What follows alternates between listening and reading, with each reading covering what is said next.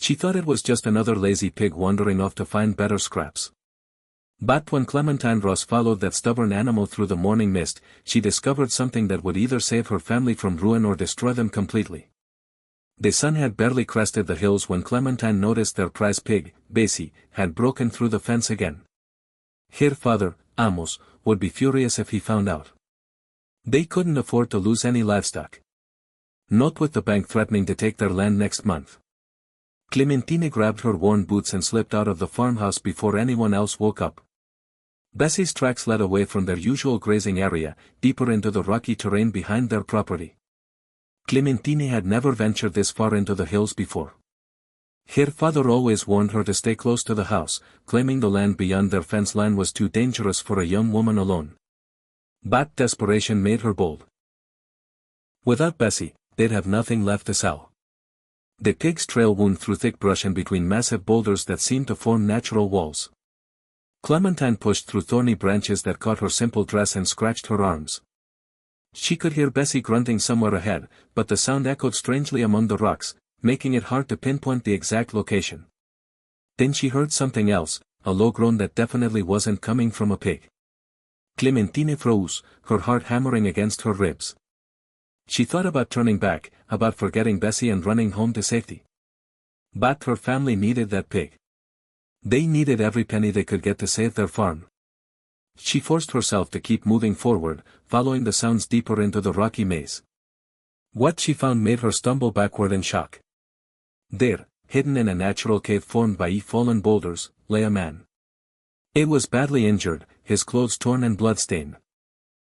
His face was pale as winter frost, and his breathing came in shallow, painful gasps.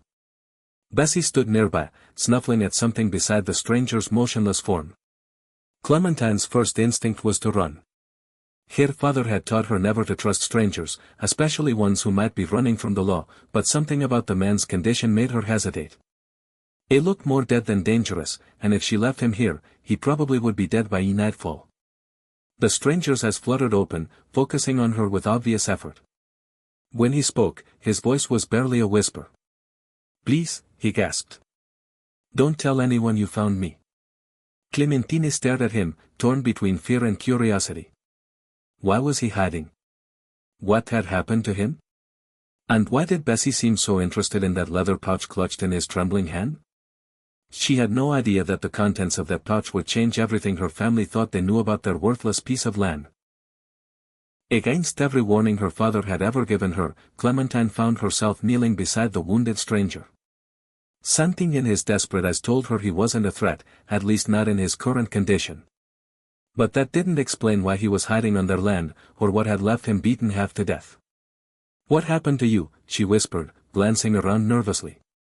The rocky formation provided good cover, but she could still hear voices in the distance. Her father would be waking soon, and when he discovered both his daughter and his prize pig missing, he'd come looking.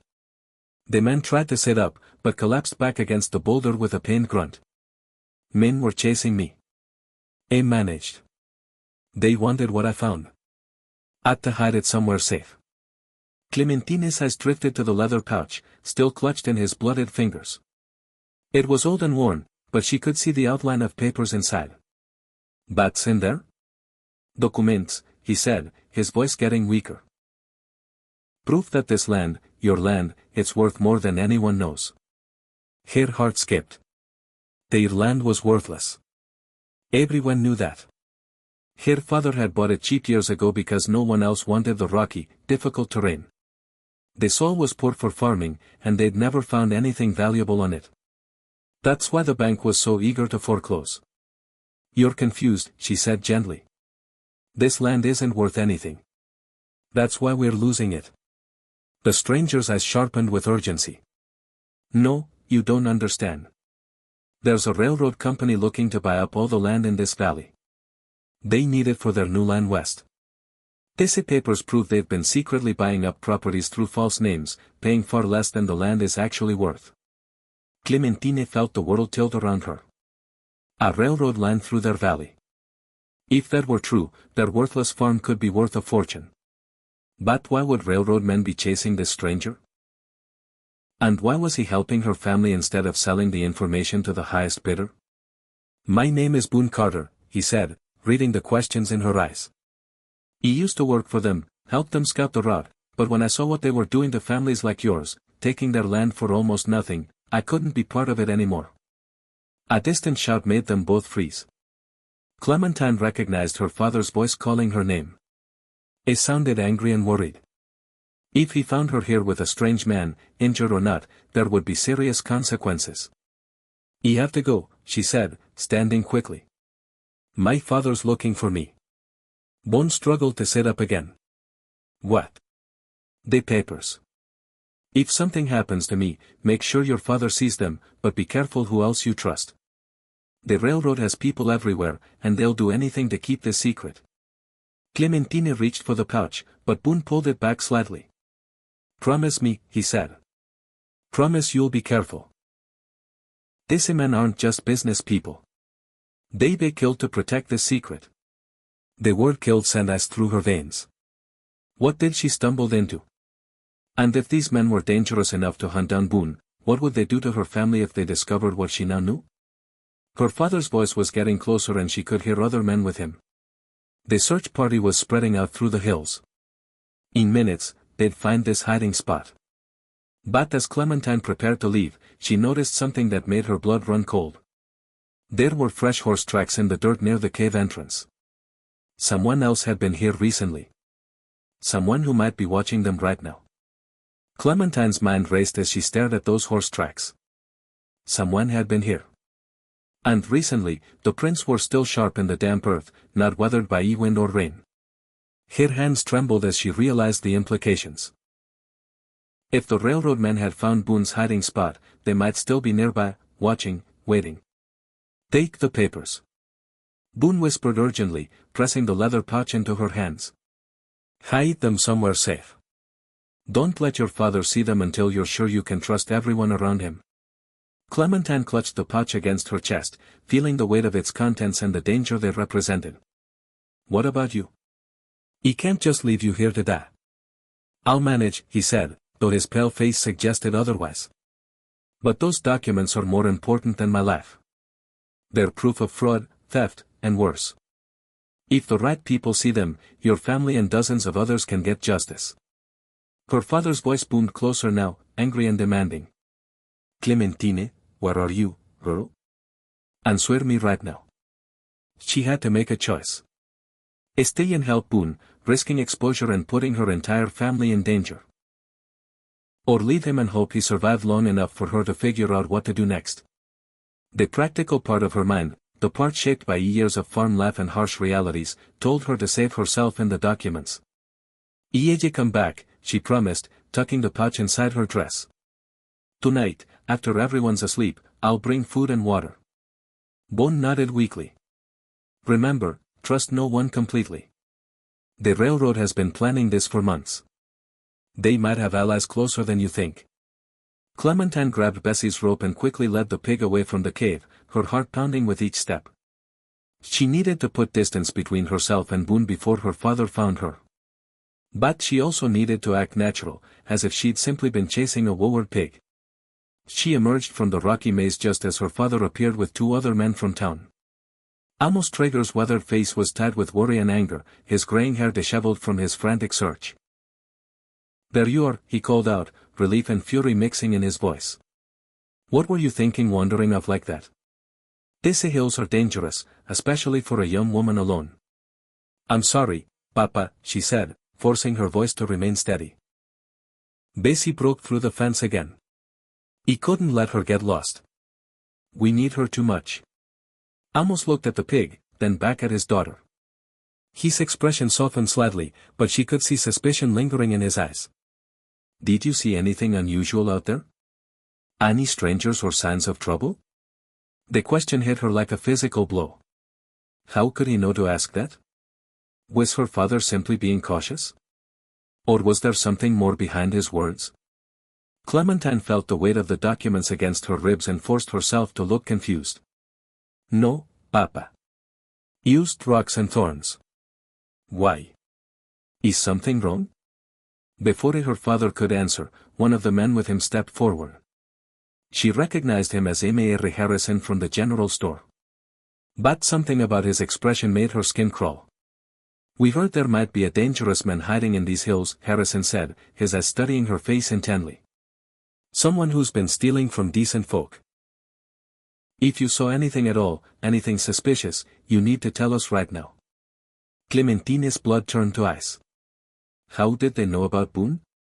And why did Harrison seem so interested in her answer? She thought about what Boone had said about the railroad having allies everywhere. What if her father's search party wasn't really looking for her at all? The way Harrison stared at her made Clementine feel like prey being stalked by a predator. She forced herself to maintain eye contact while her mind scrambled for the right response. Everything depended on convincing these men that she'd seen nothing unusual. "I don't understand," she said, putting a tremor in her voice that wasn't entirely fake. "What kind of dangerous man? Should I be scared?" Her father moved protectively closer to her. "Nothing for you to worry about, sweetheart. Used someone who might be trespassing on our land. If he's out there, we'll find him." But Harrison wasn't satisfied. "The thing is, Miss Ross, we have reason to believe this man might be injured. If you found him, you might think you were helping someone in need, but he's not what he appears to be." The documents felt like they were burning against Clementine's skin. How much did Harrison know? Was he working for the railroad or was this just terrible timing? She thought about Boone's warning that the railroad had people everywhere. Allies who seemed like ordinary townspeople. "He only saw Bessie," she insisted. "She led me through some rocks, but I didn't see any people. Just wanted to get her home before she got into real trouble." The third man, someone she didn't recognize, spoke up for the first time. "Maybe we should search those rocks ourselves. If there's someone hiding up there, we need to find him before he causes more problems." Clementine's heart nearly stopped. If they searched the area thoroughly, they'd find Boone for sure. In his weakened state, he couldn't possibly escape or defend himself. But if she protested too strongly, it would only make them more suspicious. "Of course," her father said, "we should check every possible hiding spot. Can't have dangerous men lurking near our home." "Papa," Clementine said carefully. "Maybe I should get Bessie back to the pen first. Sis already caused enough trouble today." Amos nodded. "Good thinking. Take her straight home and stay there. Lock the doors and don't come out until we get back." As they prepared to search the hills, Harrison caught her arm gently but firmly. "Miss Ross, I want you to think very carefully. Sometimes when we're scared or confused, we forget details. If you remember anything at all about what you saw out there, anything that seemed out of place, you come find me immediately. It's very important." The way he emphasized very important sent chills down her spine. This wasn't the casual concern of a helpful neighbor. This was a threat disguised as friendly advice. "I will," she promised, pulling away from his grip. "I remember." As she led Bessie back toward the farmhouse, Clementine could hear the men organizing their search behind her.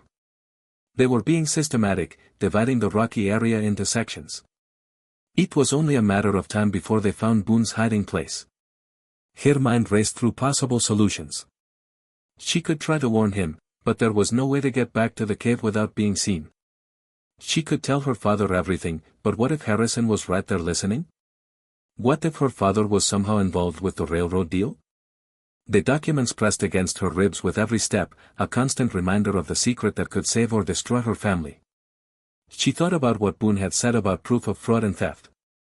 If the railroad was really cheating families out of valuable land, then her father deserved to know the truth. But first, she had to make sure Boone survived long enough to tell it. As she reached the farmhouse, Clementine made a desperate decision. She would have to take a terrible risk, one that could expose everything. But it might be the only way to save the man who was trying to save her family. She just hoped she wasn't already too late. Clementine secured Bessie in the pen and rushed into the farmhouse. Her mind working frantically, she had maybe 30 minutes before the search party found Boone's hiding spot. 30 minutes to create a distraction that would draw them away from the caves without arousing suspicion. She ran to the kitchen and grabbed the large iron bell her father used to call workers in from the fields. Her plan was dangerous and might not work, but it was the only chance she could think of. If she could make the men believe the threat was somewhere else entirely, they might abandon their systematic search of the rocks. Clementine climbed onto the roof of the chicken coop, bell in hand, and started ringing it frantically while screaming at the top of her lungs, "Fire! Feed in the barn! Papa! Help!" The sound echoed across the valley, and she could see the search party turn immediately toward the farmhouse. They came running, abandoning their careful exploration of the rocky terrain. Her father reached her first, his face pale with panic. "Where's the fire?" he demanded, looking around wildly. Clementine pointed toward the old storage shed behind the main barn. He saw smoke coming from behind there. It looked bad. The men rushed toward the shed while Clementine climbed down from the coop, her heart pounding. She watched them investigate the area, kicking through old hay and examining every corner. Of course, there was no fire. She'd have to think of an explanation for that. "I don't see anything," Harrison called out, suspicion clear in his voice. He was studying the area with the experienced eye of someone who knew what real fire damage looked like. "Maybe it was just dust in the sunlight," Clementine said, trying to sound embarrassed. "From this angle with the morning light, I was so scared about what you said about dangerous men that I guess I panicked." Her father put a protective arm around her shoulders. "It's all right, sweetheart. Better to be safe than sorry. But next time, make sure before you raise an alarm like that." Harrison wasn't buying it. Funny how the girl sees imaginary fires right when we're about to search the one area where someone might actually be hiding.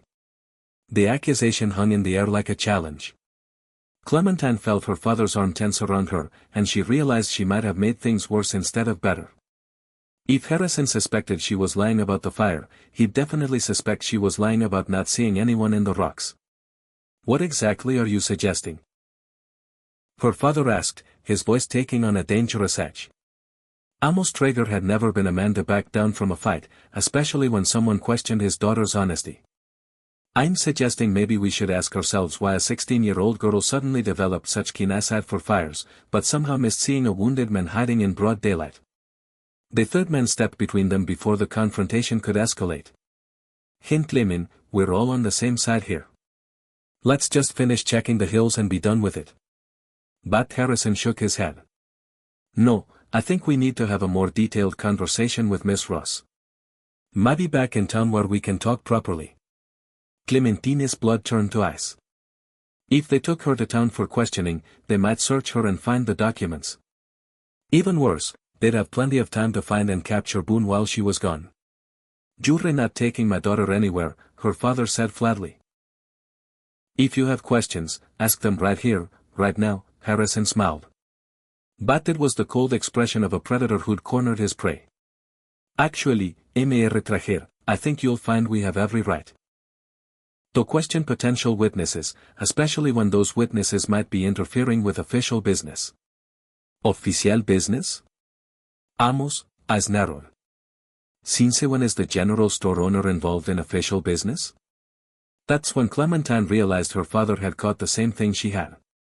Harrison was acting like he had authority he shouldn't possess. Unless he was working for someone with real power, the kind of power a railroad company might have. Harrison's confident mask slipped for just a moment, and Clementine saw something ugly underneath. Her father had struck a nerve by questioning his authority. The silence stretched uncomfortably as the two men faced each other, and she realized this confrontation was about much more than finding a trespasser. "The railroad company has asked certain community leaders to assist with security matters," Harrison said finally. "There are valuable surveys and documents that have gone missing, and we believe the thief is hiding somewhere in this area." Clementine felt the leather pouch against her ribs seem to grow heavier. These were the documents Boone had stolen. The proof of the railroad's fraudulent land deals. Harrison wasn't just helping with a search. He was actively working for the people trying to cheat her family. "What railroad company?" her father demanded. "Nobody said anything to me about railroad business in our valley." "That's because the plans are still confidential." The third man spoke up. "But since you're asking direct questions, Mr. Traeger, maybe it's time you knew. There is going to be a new line running through this area. The company is prepared to make fair offers for the land they need. Clementine watched her father's face as the implication sank in their worthless farm might actually be worth something if a railroad wanted to build through it. But she could also see the suspicion in his eyes. If the deals were legitimate, why all the secrecy? Why the armed search parties and threats? How fair are we talking about? Amos asked carefully. Harrison relaxed slightly, apparently thinking he'd gained an ally. Very fair. Much more than this land is worth for farming.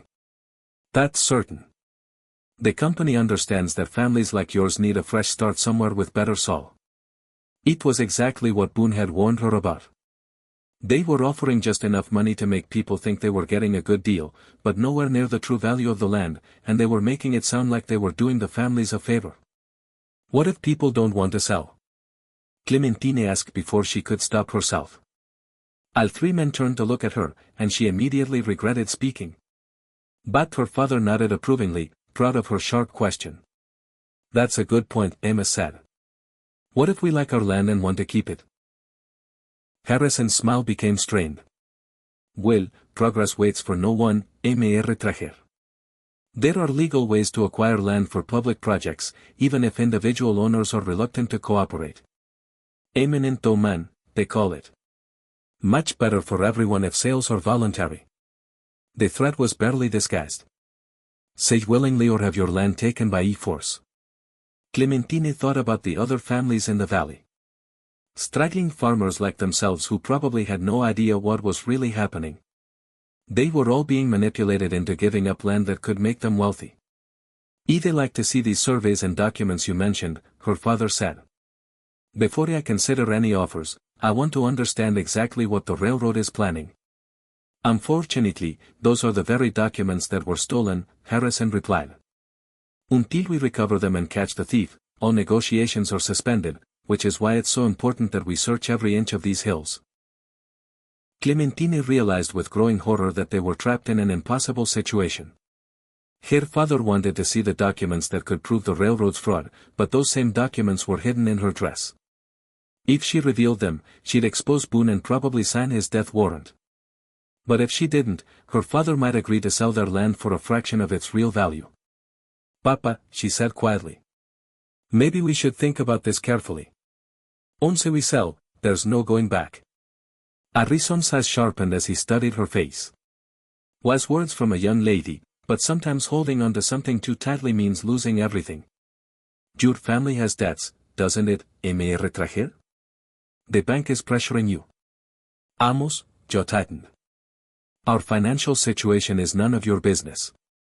It becomes my business when the railroad is offering you a way out of your troubles, Harrison replied.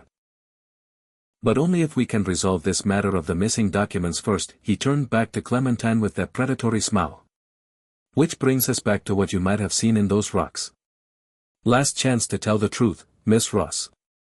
As all eyes focused on her again, Clementine realized that everything depended on what she said next. The wrong words could destroy Boone, her family, and all the other families in the valley, but the right words might just save them all. Clementine took a deep breath and made the most important decision of her life.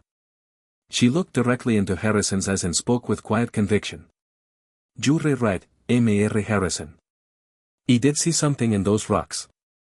He saw fresh horse tracks that didn't belong to anyone from our farm.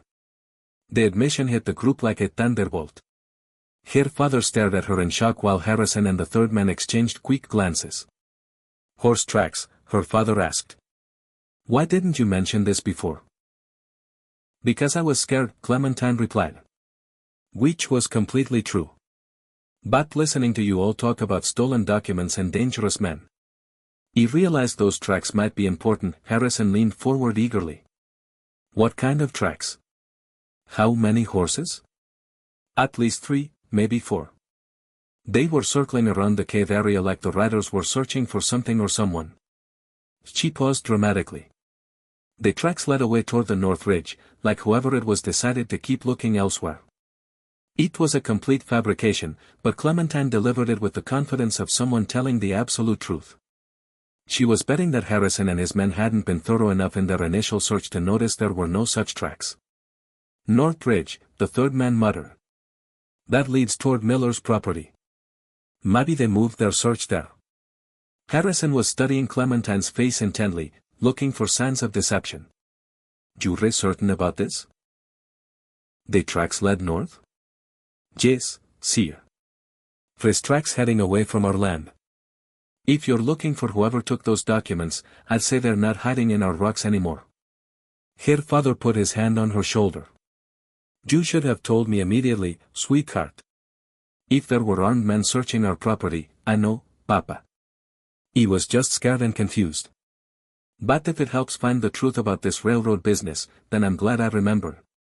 Harrison seemed to be weighing his options. He could insist on searching the rocks anyway. But Clementine's story about the tracks gave him a new lead to follow. And if he was wrong about her lying, he'd waste valuable time while the real thief escaped. "We should check the North Ridge," the third man urged. "If they've got a head start, we're losing ground every minute we stand here talking."